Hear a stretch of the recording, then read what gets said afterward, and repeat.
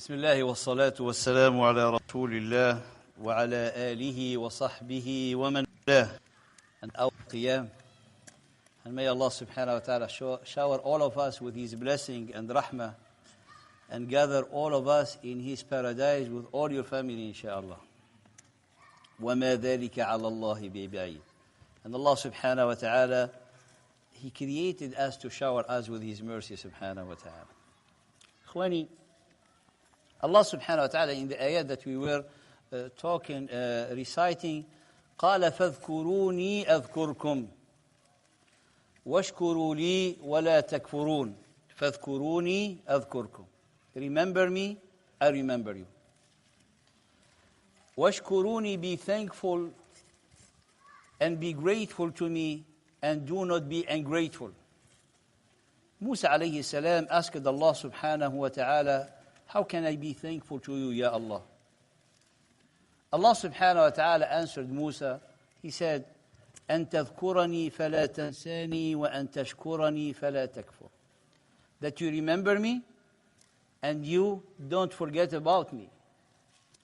And then you be grateful and thankful to me and not be ungrateful. So that's the way how someone to be initiating and building the dhikr of Allah subhanahu wa ta'ala.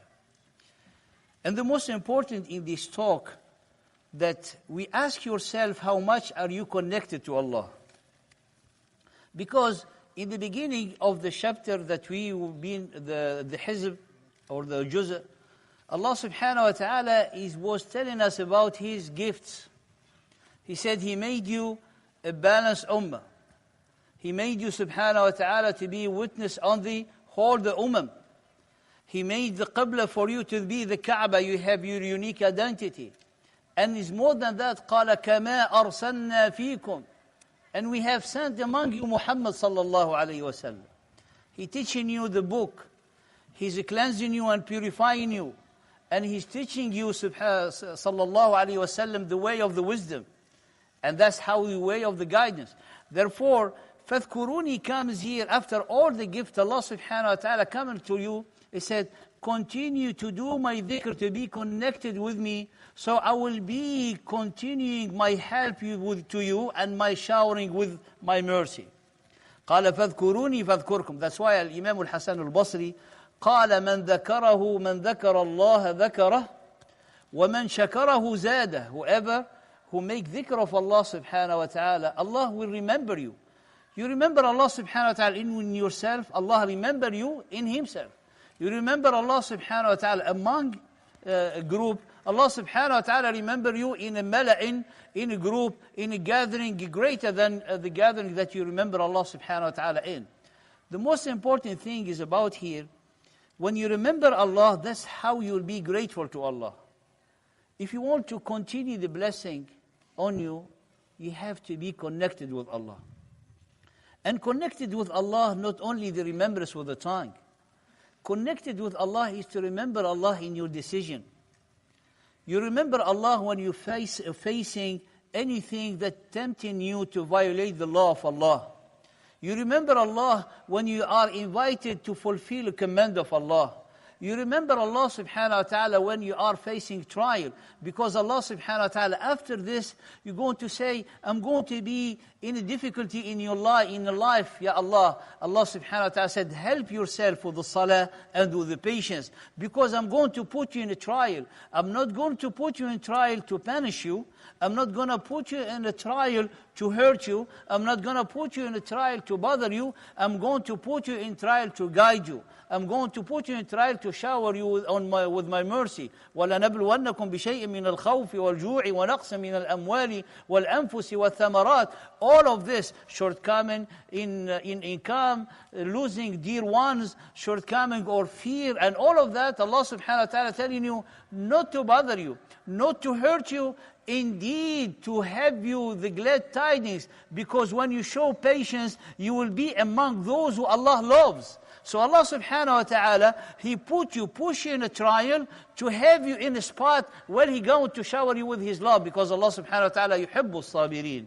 Allah subhanahu wa ta'ala yuhibbu al-dhakirin. Allah subhanahu wa ta'ala yuhibbu al-muttaqin. That's why if you want Allah subhanahu wa ta'ala to love you, look at the characteristic, what Allah subhanahu wa ta'ala loves. He loves the pious, be among the pious. He was the righteous, be among the righteous. He loves the patient, be among those who are patient. So when you have a trial, don't think that you have a problem, but think to be from the patient one for Allah subhanahu wa ta'ala to give you the glad tidings. أُولَٰئِكَ عَلَيْهِمْ صَلَوَاتٌ مِّن رَبِّهِمْ وَرَحْمَةٌ وَأُولَٰئِكَ هُمُ الْمُهْتَدُونَ. Those that will be receiving praise from Allah, which is the mercy, وَرَحْمَةٌ, and those that will be the guided.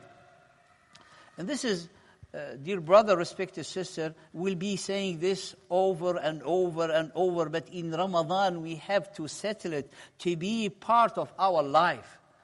If you're not connected with Allah, the shaitan is with you.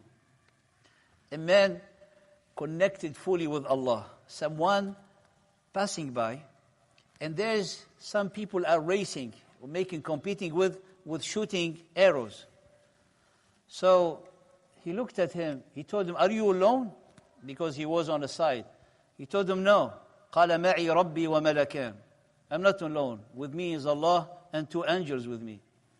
So it seemed this person kind of not normal.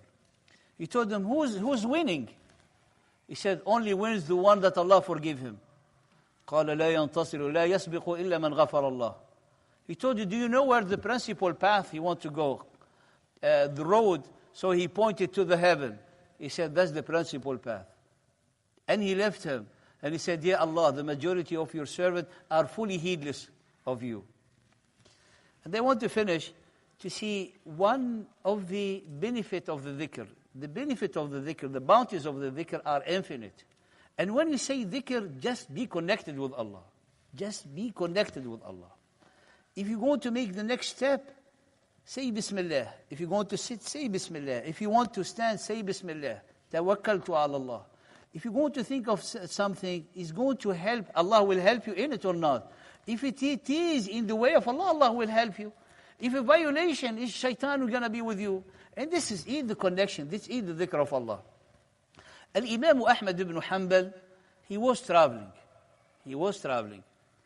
At that time, people, they don't know the scholars. They only know them by their names, by their work. Even now. But now with the internet and with the TV, when people, they talk about scholars, they name their names. But if one great scholar like Al-Imam Ahmad, rahimahullah ta'ala, he's traveling to a different town, he'll enter the masjid. Nobody knows who's Al-Imam Ahmad. He came late, and he entered the masjid to stay the night. The guardian of the masjid was a very harsh, tough one. He told him out. He told him, I'm a stranger, traveler, cannot not stay the night here. He said to him, no, out. So he pushed him, Imam Ahmad pushed him.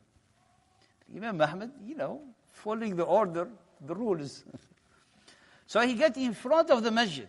He told him, the Haris came to him, told him what to do. قال سأنام على قدمي هنا. I'm going to sleep here. He told him not around the masjid, out. There's a bakery in front of the masjid.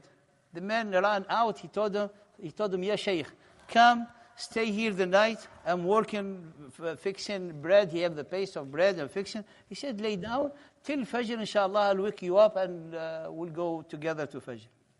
So Imam Ahmad said, Jazakumullah khair. Why he laying down? This man, he just making the paste of bread.